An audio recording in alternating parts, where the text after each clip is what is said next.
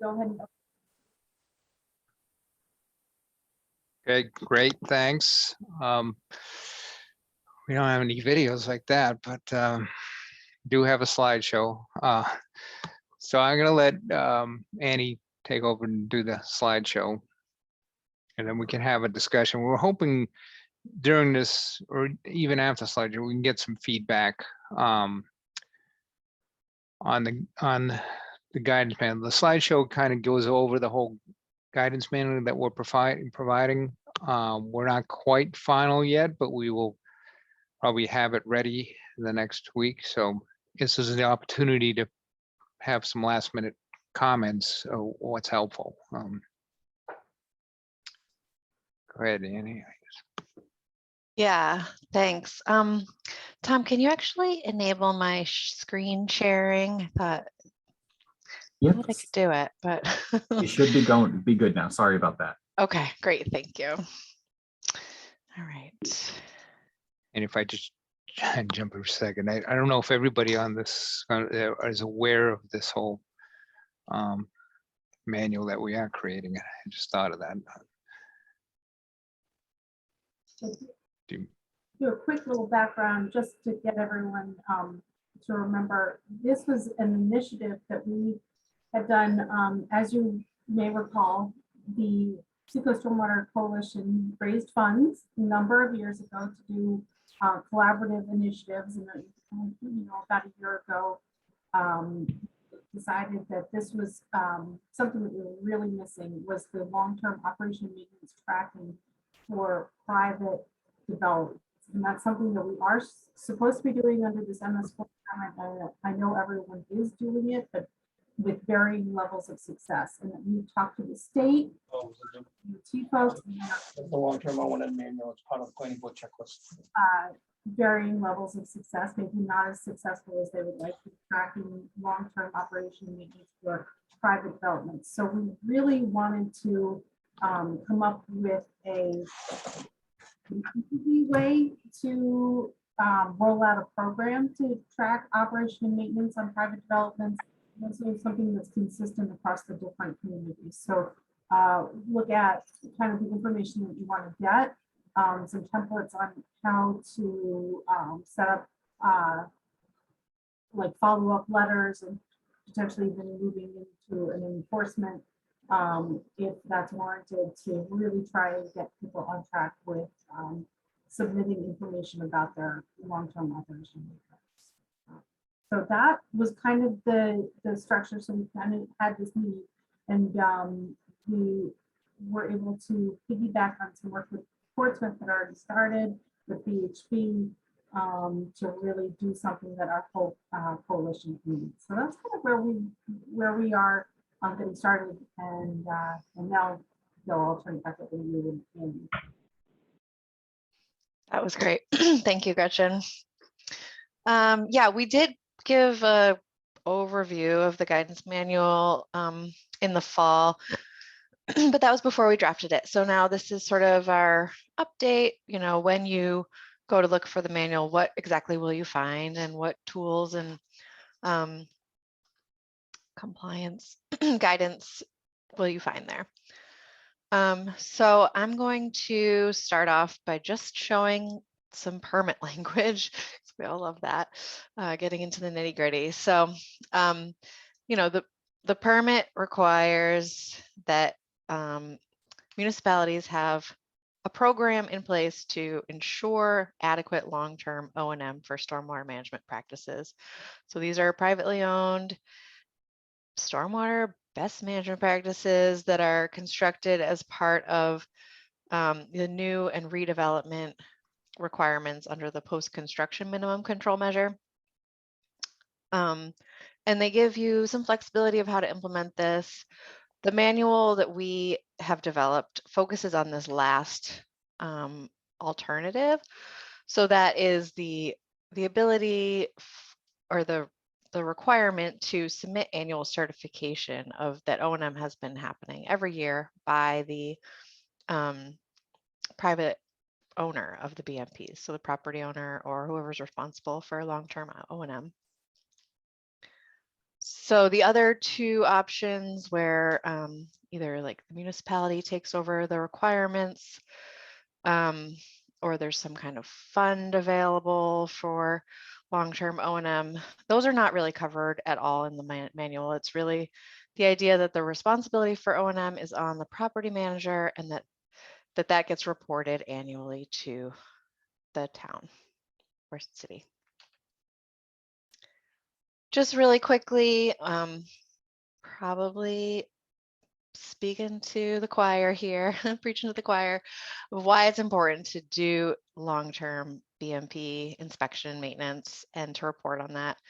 You just want to make sure that even after you approve a project, the BMPs got constructed, they're still in place, 5 years later, they haven't done any changes to the site. They're being inspected and maintained regularly, and that they're still functioning as originally intended and performing the water quality functions that got them approval in the first place.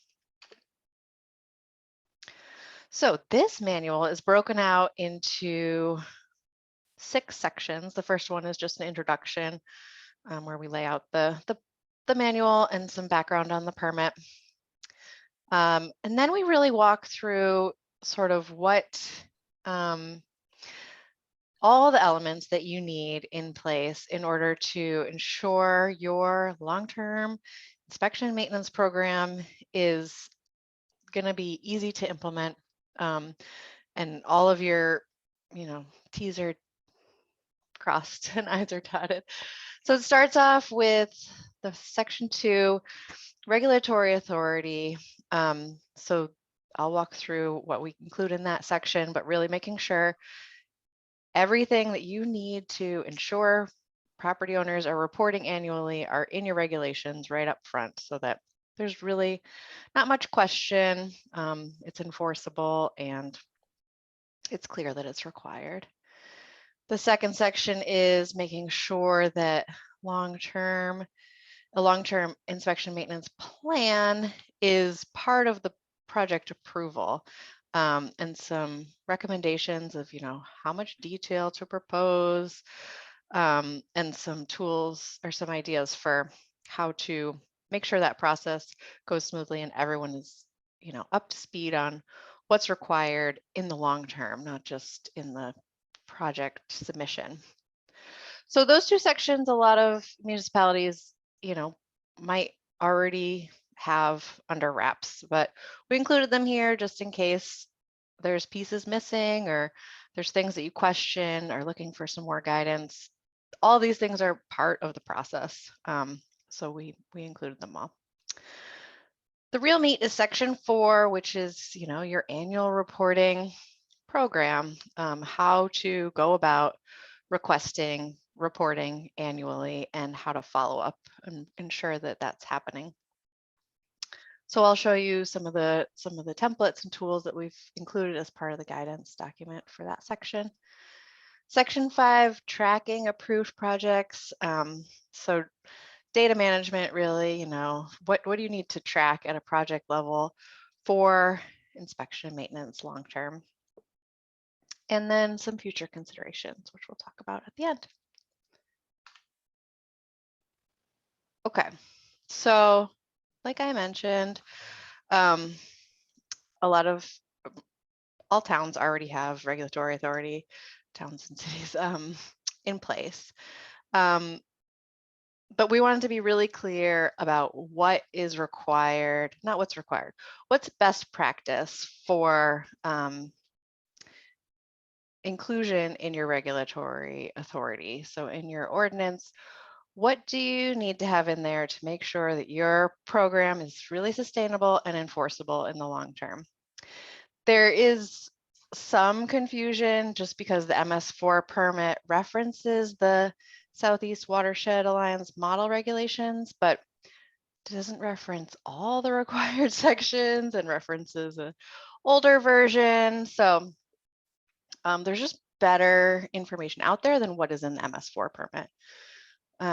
So we break out the basic 5 components of what you should make sure is in your regulatory authority for long-term inspection and maintenance. And we really recommend that every community goes back and finds those 5 elements in their ordinance and make sure they're there and they're enforceable. And if you don't have them in there, we are providing some excerpts of language recommendations from other municipalities or right from the newest version of the SWA model regulations. So the first thing is requiring a submission of an inspection and maintenance plan. There are a bunch of towns who actually say like exactly what contents need to be in that plan, which is really good, really clear. And that's, that kind of detail is what we would recommend. Requiring that the filing of records associated with long-term I&M are at the registry of deeds, so that when a property gets sold or, gets transferred or an easement comes into play, that that requirement follows the property. Requiring annual reporting of inspection maintenance activities in accordance with the plan. So that's pretty straightforward. That's what this whole guidance manual is about. Not all municipalities will have this. A lot we've seen have like have records on long-term I&M available upon request. But we really recommend saying right out front, like, you have to send us a report just to take that responsibility away from the municipality. You don't have to ask for it. They have to send it to you. Might just streamline some things. Providing authority to access and inspect the property. So that's, if you're not getting reports, or if you don't trust the reports, or if you just want to check on and do an audit, that you have the authority to go on the property and make sure that all of the drainage infrastructure is functioning. And then lastly, of course, the ability to do enforcement. So imposing fines or other actions to deal with property owners that are not in compliance. So those are really the big 5 pieces. And like I said, the guidance document has some example language to help develop a really strong regulatory authority around long-term I&M. And if I could just jump in for a second here. So number 5 is kind of the one thing that we're really struggling about, the enforcement. What level of enforcement is appropriate? And hopefully enforcement is really not needed, that everybody will sort of do their part. It's not a heavy ask. I mean, an AOT also requires the same annual reporting. So, but communities have leverage all the way up till they release the bond, and then after that, there's not much leverage anymore. So this is happening well after construction. So we have another slide to talk about enforcement, but I just want to emphasize that again. If you have any suggestions, we'd be happy to hear that. Great. Bill, I don't know if you want, this is Jamie from Portsmouth. If you want me to talk a little bit about enforcement now, or do you want to wait till the end? Yeah, I will get to, we have a Another whole slide on enforcement later to the end. So yeah, if you want to jump in, that'd be great. I just wanted to plant a seed. Yeah, that's great. Start thinking about it. Okay. Okay, so then section 3 jumps ahead to the project approval, where the inspection and maintenance plan is submitted for review and approval along with the project. So we have some information in this guidance manual about sort of the process. A lot of times site plan approvals are happening in a totally different department with completely different people than the folks that have to then track and collect reports for long-term I&M. So we wanted to highlight that and make sure that that gap is bridged a little bit within your municipality. So whether it's making sure that whoever is responsible for the long-term I&M tracking is part of the approval team, gets a chance to see the I&M plan and make sure it's complete and will result in good compliance and good, BMP maintenance. Or if it's just providing education to who's responsible, making sure they know that annual reporting forever is going to be required of the applicant, and that's communicated really clearly to the applicant at that stage. And then also providing like checklists for who's ever approving the I&M plan. So what is required to be part of a I&M plan? Maybe that comes right from your regulations, or maybe that's some separate document that you're just requiring from all your applicants, and double checking to make sure that it's included. And then the next part of the document provides like a checklist, recommended list of items that an I&M should contain, I&M plan should contain. So the AOT program requires long-term I&M plans or manuals as well. And we really made sure that this list included everything that AOT includes as well. A lot of projects will require both approval processes and making it a little bit easier for the applicant, that they're not having to create completely separate documents for different programs is important. But we did add some items to this list that weren't in the I&M plan. So the I&M plan does not require annual reporting. So maybe having in. Sorry, just to clarify, you meant Yeah. the AOT I&M plan. Sorry, A&M, I&M. Yes, the AOT program does not require annual reporting. So, making that really clear in your I&M plan, maybe having an agreement in there that the applicant will report annually might be good. But the basics include giving a clear description of what's on site, and then having inspection checklists and maintenance checklists and logs that will be required to be tracked by the property owner. So yeah, this is a lot of text for this slide, but it's all in the document. And you can reference it there or look back on these slides. So then jumping to section 4, which is the section about annual reporting. As I mentioned, we provide some tools to allow for consistency and just to streamline the implementation of this. So these tools are provided in like Word documents or PowerPoints where you can put in your own logo, you can change the language. We have places in there to insert your city or town name, or insert your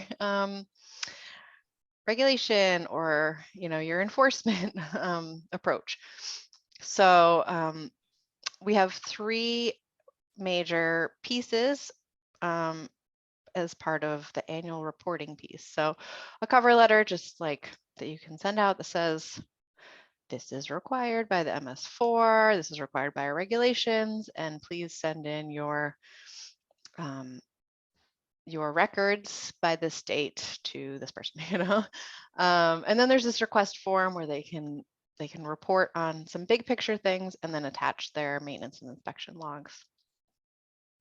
And then additionally, we have a fact sheet. So when they get this, they're not confused, or they're less confused. So, what is this all about?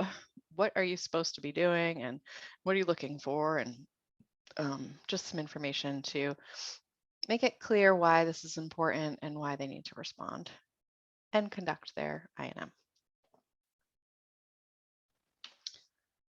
And then we talk about some scenarios for how to request reporting.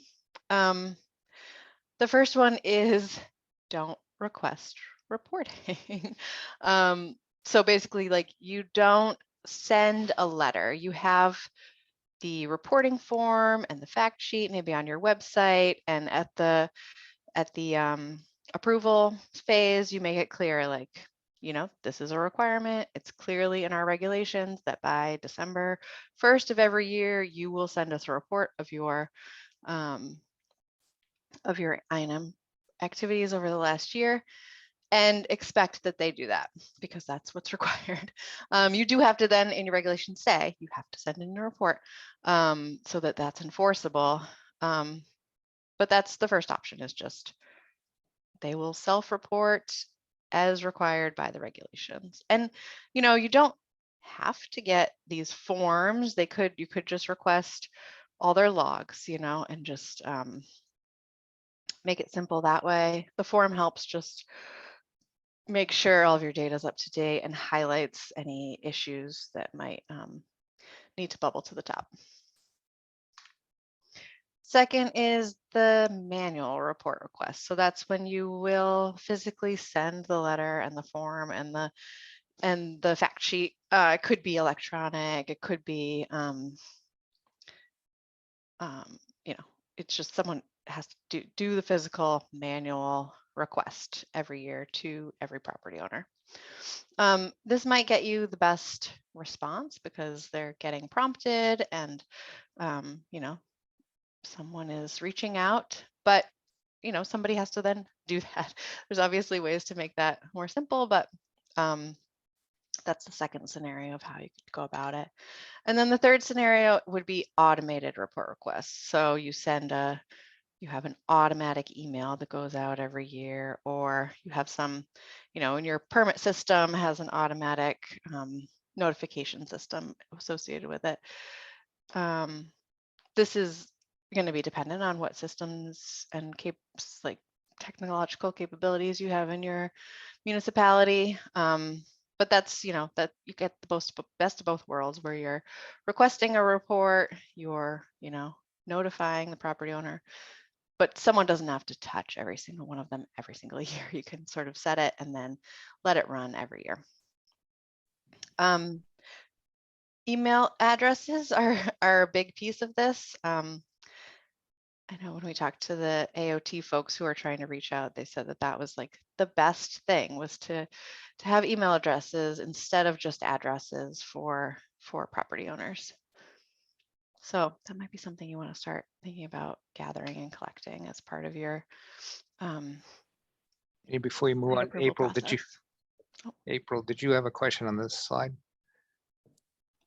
Yeah, I just had a question. I think I heard you say, Annie, that the AOT permit does not require inspection reports. They don't require annual submissions, annual reporting. You have to do annual inspections Okay, and make them available upon request, but you don't have to send them in. okay, that makes sense. That was one of the things that I like to kind of lean on, is that if it's a project that has an AOT permit, the AOT permit requires you to do those inspections, but I guess you're right, the AOT permit itself doesn't require them to be submitted. They just have to be available when requested. So That's right, yeah. And Okay. they do follow up with kind of Yeah. randomly. Mm-hmm. yeah, we've seen that in the past too, yes. It was when we were doing this, is that we would continue to be able to lean on the AOT, because I do that too. Lean on forms. So there's a lot of we made sure VHB did a lot of crossover in the stuff that's required. You're a little muffled, Gretchen. Sorry, I didn't get that. It's okay. Sorry, just saying that we did really take into account the AOT, because a lot of people lean on the AOT. Yep. Thank you. But yeah, that is like a very important distinction, which so I'm glad you brought that up, April, and made sure that was really clear. The biggest difference, I think, is that you need to require annual reporting. AOT does not. actually, sorry, but we only seen a kind of a few towns that actually set a time frame that for submission has to be done by December or something, or June, or so. This is one of these sort of inconsistencies across towns. Yeah, and the new, the 2007 version of the SWA suggests a specific time as well, but I think all the time frames we've seen are different, which it's totally up to the municipality what they want to do. But that does make it easier too, kind of like then you have a set time where you can say, okay, my time frame has passed. Who haven't I gotten reports from?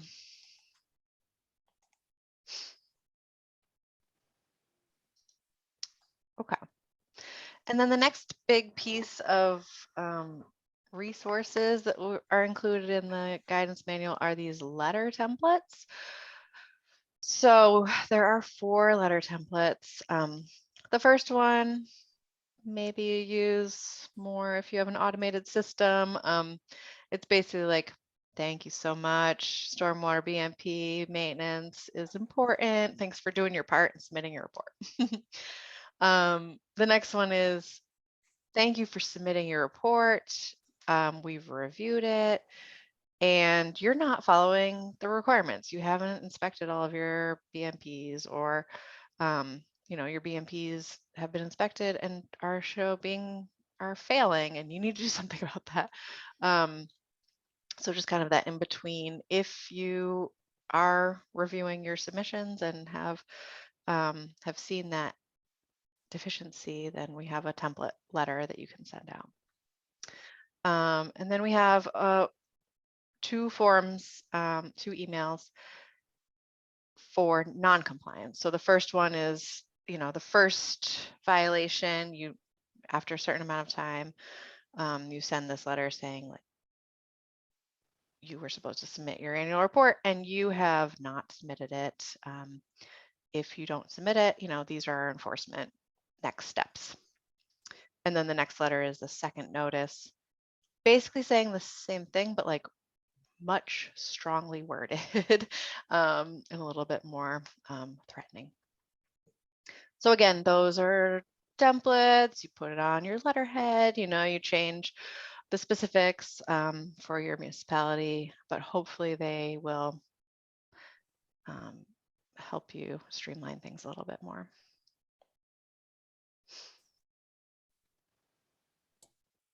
Can I ask another question? Yeah. Sorry. Can you go back to the previous slide?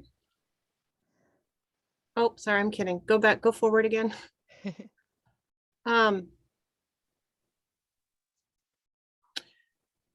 Do the letters, are you looking for feedback on the templates, I guess? Are we going to have a chance to make suggestions or changes?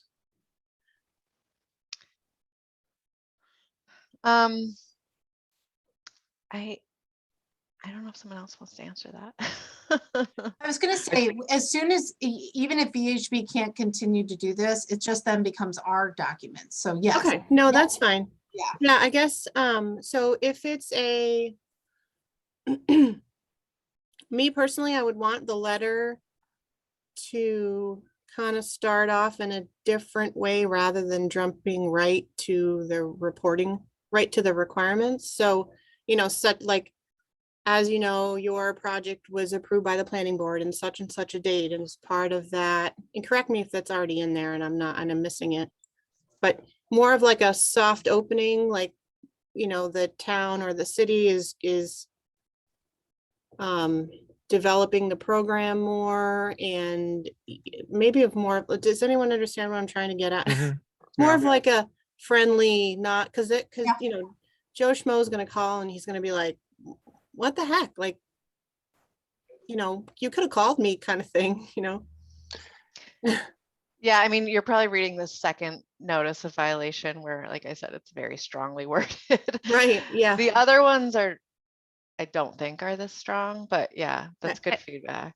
Yeah, I think that's great feedback. I can't remember now, but I think that our first notice of violation, which isn't even called out as a first notice of violation, has much more of a soft opening, and it's basically explaining to someone, this is what you need to do. You might have not known. Maybe you didn't even see our last request or you didn't know about it. But then this second notice of violation assumes they got the first letter and maybe assumes they got a request as well, depending on how you're requesting forms. So it gets more strongly worded by the second. That's great. And does it have any information about does that person doing the inspection have to have any particular qualifications, or can it be the person in charge of maintenance and facilities, or do we need to go that far into it? Or, and also, does it require backup and copies of paid invoices and stuff like that?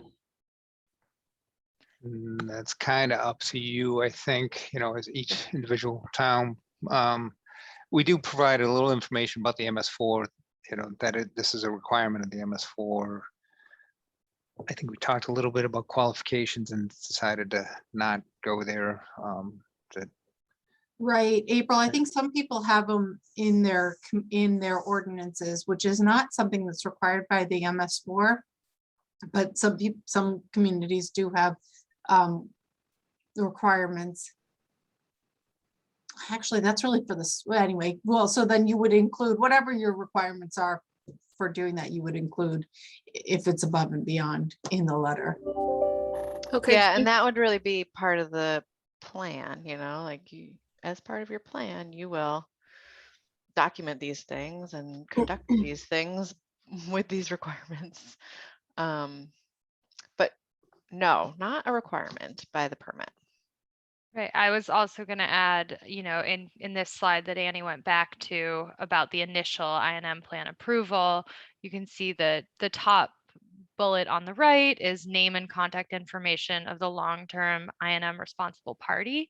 So it's at that point that you can decide, is this I&M responsible party qualified? And then say, nope, we're not approving your I&M plan. This person's not qualified. But that's up to the municipality. There's nothing in that MS4 permit about that. Yeah, Hampton chooses a hybrid of that. The way we do it is our planning board regulations obligate the O&M plan, and the O&M plan be carried out by a competent professional and credentials demonstrated. But the responsible party is the owner of record, and that gets recorded, and that they're obligated to hire the competent person and prove it to us. And it's all spelled right out in our regs, thank God. And in our annual reminder letter we send out, it reminds the owner of that need to do that. Our challenge seems to be is with properties flipping as often as they do in leadership and condo associations changing a lot, is really being very clear on that, defining that responsible party, because the individual parties may change, the names may change, and the contact information may change. So staying up to date on that in the course of the year is a challenge. Yeah, Joe, we've experienced that on our backflow prevention program side. But yeah, I could see the same problem. And then if it's a new development, typically the owner's engineer, consultant engineer would have done this as part of the project and then handed it off when it was constructed. There's all kinds of ways that it can get disconnected, but. So what we've done as a way to try to ameliorate that concern is we copy the engineer of record if it's a first time inspection, or the engineer who provided the prior report. And as a marketing mechanism, they take it upon themselves to chase down doing the next project. So that seems to be somewhat successful. Thanks, Joe. Yeah, Joe, I heard you mention, I think you were off mute, your site plan checklist includes I&M plan in there as well. Yes. That's great. Okay, I will jump forward again. Okay. So enforcement recommendations. So we have a section in this chapter 4 about recommendations for enforcement. This will, have to be outlined in your regulations.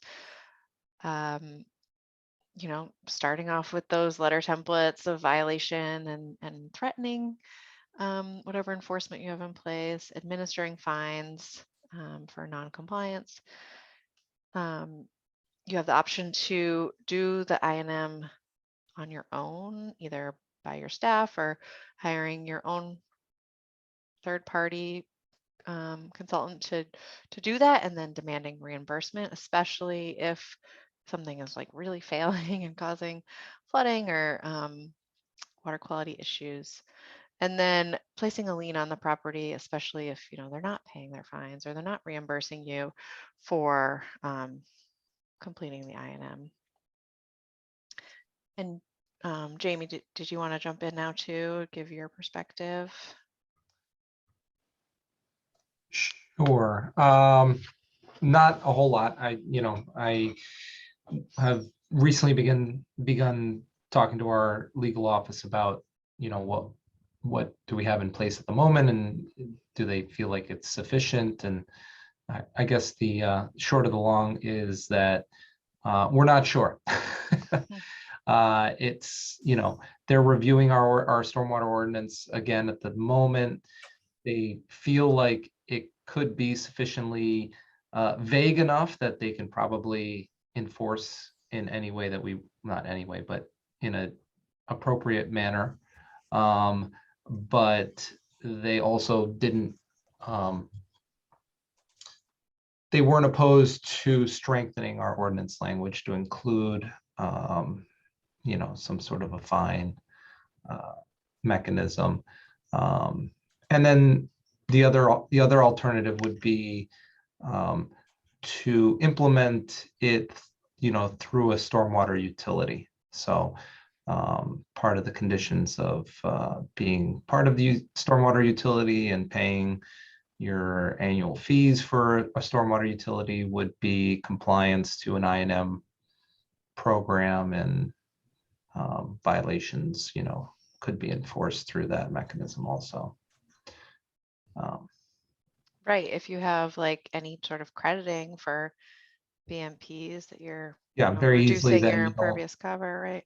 yeah, you don't give them the credit if they can't show that they're maintaining it appropriately. Right. So that was about it. And then kind of going along with Hampton, we haven't implemented this yet, but we're getting ready to, but we would be making this as part of the checklist for site review.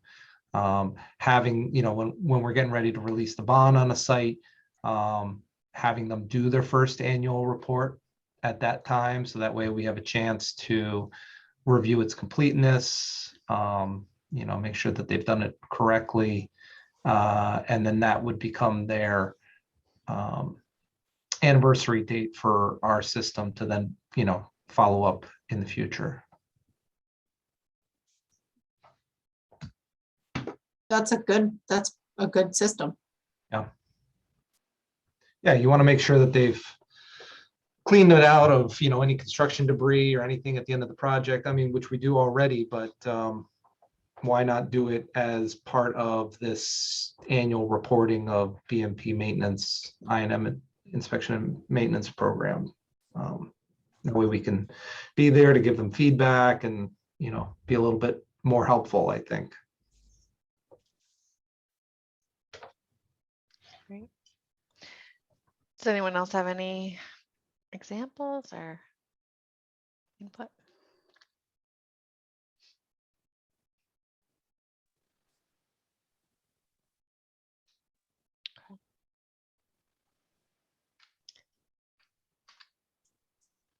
Okay.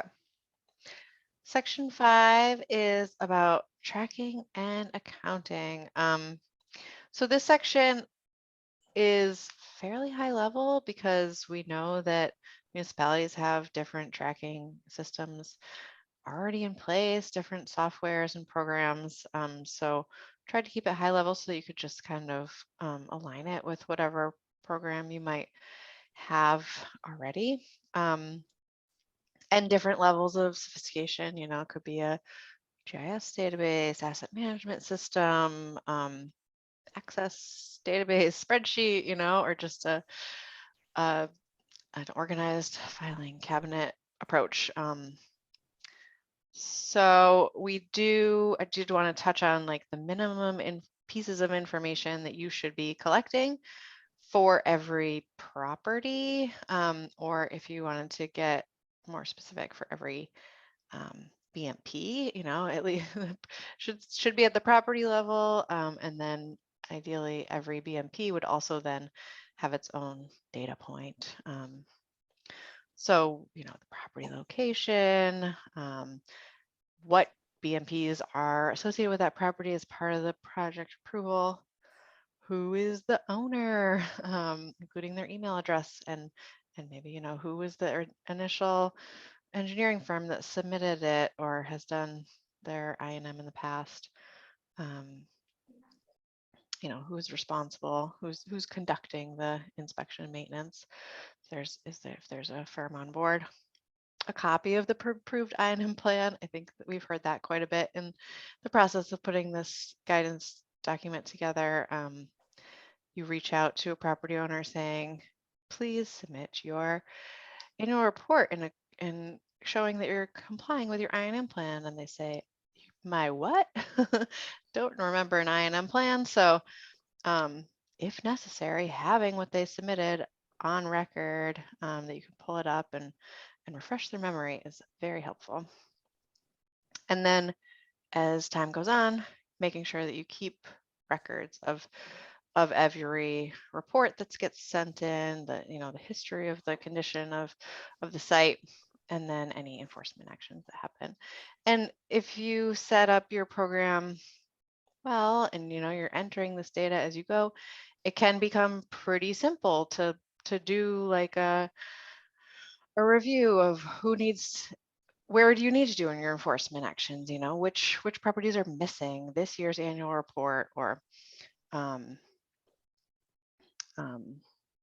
to do an audit easily. And then we do reference PTAP as well. That is a really awesome tool to be able to track the location of all BMPs that are in your town, and pollutant loading, which is really important for lots of other things. It doesn't include an I&M piece, but just making sure that if you're using PTAP, that this data that you're collecting on I&M can be easily tied to the specific locations of BMPs that you have up in PTAP. And PTAP will continue to grow and gain functionality. So maybe in the future, tracking I&M right alongside the BMP locations, and their treatment will be added on.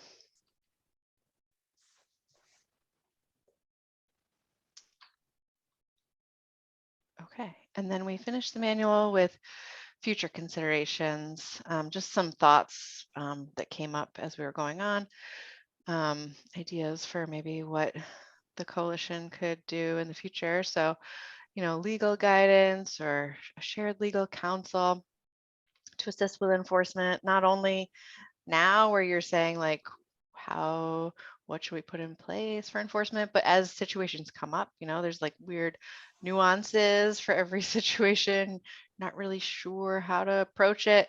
Maybe that could be something that you guys could tackle together.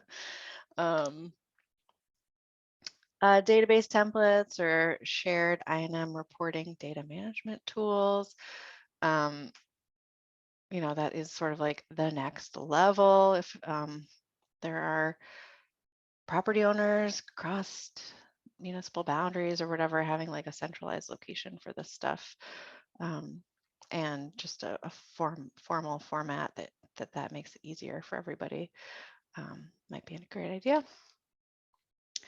Doing more outreach, maybe Daniel can make some more videos, but just on what, making sure property owners and private property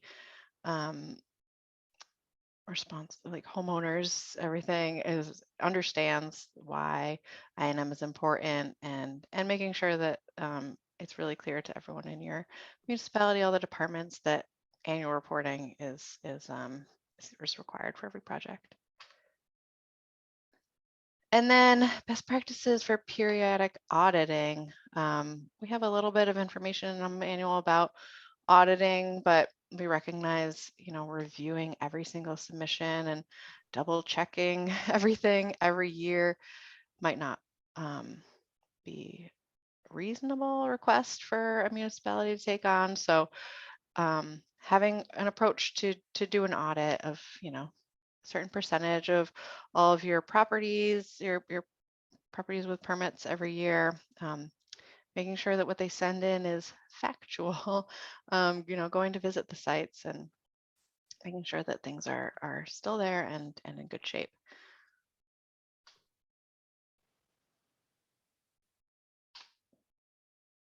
So this is just sort of a summary. Things that we talked about, making sure your ordinance language requiring annual reporting is really clear, making sure your I&M plan requirements are clear, and that your plan approval process is consistent and all of your team members are on the same page. We hope to provide some tools to make reporting simple and to help you develop that process. Making sure that people are educated and understand what's going on, and that you have solid enforcement responsibility for noncompliance. So on the DES MS4 blog, you will be able to find the manual along with the templates and the recording of this presentation. Obviously, it's not there right now, but as we finalize the document and the templates and get this recording available, that's where you can find everything. Thank you, Annie. I'd like to thank Annie and Sarah for doing most of the work on this. And I guess if anybody has suggested an email, sure to send us some emails. And Yeah, they're right. Not quite finalized. Yeah. Yeah. I also, Bill, thank you. And then Annie and Sarah, you guys have been excellent project partners on this. So thank you so much for doing this and really focusing on kind of the understanding the community needs. I think that was a huge, huge asset working with you. And I'm wondering, we can open up for questions, but I'm wondering if it's worth, is there a way to just kind of quickly go through, I know it's draft, but what the manual actually looks like so folks can kind of get a sense of what's there? I think so. non-red line one. We could show the PDF that Yep. that we shared a couple weeks ago, even though we have been making changes. Okay. But we just for formatting, we can. Okay. Yeah, for formatting, exactly. So people kind of get a sense what's there, and because they're going to see 69 pages, and I don't want everyone to freak out because it's not 69 full pages of. It's not. Yeah. It's definitely not. I want to get that sticker shock out before. I think one of the main things that made it really long was we had the first attachment was the SWA regs, example regs, and we've gotten rid of that as an attachment and just linked it. So that'll automatically cut a lot of pages out. Yeah, it cuts it like in half. Yep. So this is what you'll expect to see. We have the table of contents, which is pretty much what I just went over. No surprises there. And like I said, yeah, like Sarah said, this first attachment is no longer there. So the attachments include the templates for the letter and the form and the fact sheet, and then the follow-up letters are also attachments. So And then obviously in the just- PDF. sorry, one more thing. We Yeah. will also in Oh, our right. final draft have an attachment of some example regulatory language. So that's going to be new that we're not showing here in this in the first draft. Right. And like I said, the attachments will be provided in editable document form, not in the PDF. So, but yeah, we did try to keep it pretty brief. You know, our formatting makes it long too, but each chapter is That's just great. 2 or 3 pages long. You'll see, you know, the I&M checklist, this one. Yeah, I like this one. Let's go show you how you italicize the specific things right from the AOT. I thought that was a nice how you had called that out. So Right. Yeah. So the italic things are things that overlap with the AOT requirements, and then the non-italicized things are things that we added in addition. So that will be really clear to you guys what's different, what might be worth adding on or not. And then yeah, we go. This is the annual reporting section. We talk about the templates and then the 3 options for reporting and the follow-up letters. This is maybe the longest chapter, and the enforcement measures.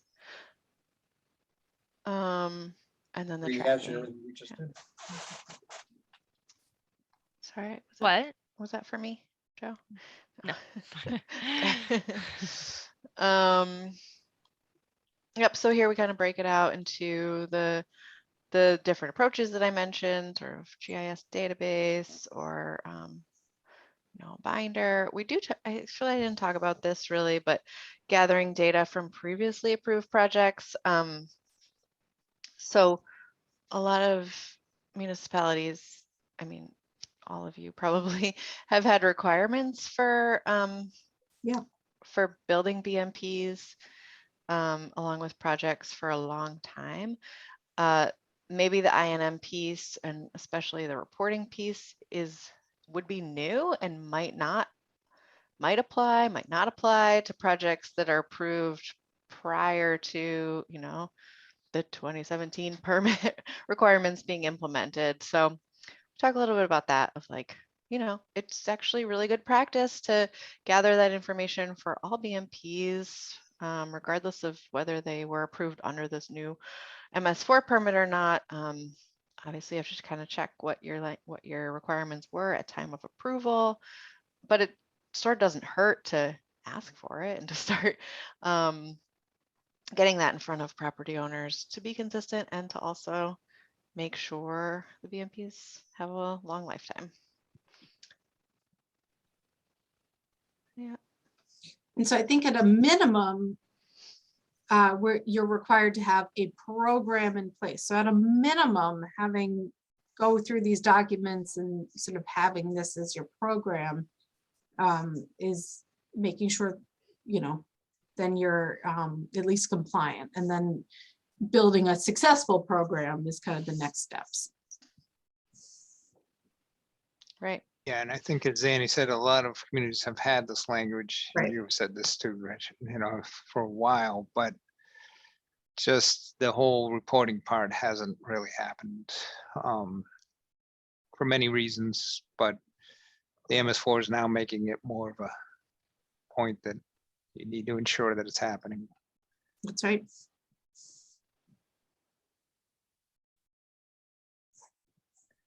One of the discussion things that I've come across, people have said, you know, subdivisions is one of the bigger issues, right? You know, who's the responsible party after, you know, a homeowner association. And that's probably one of the tougher parties or groups or buckets of BMPs that it's the hardest to tackle. And then there's the issue of, you know, if the town accepts the road, does the BMPs go along with that or not? You know, and I don't know what the answer is to that, but just things that we need to consider going forward.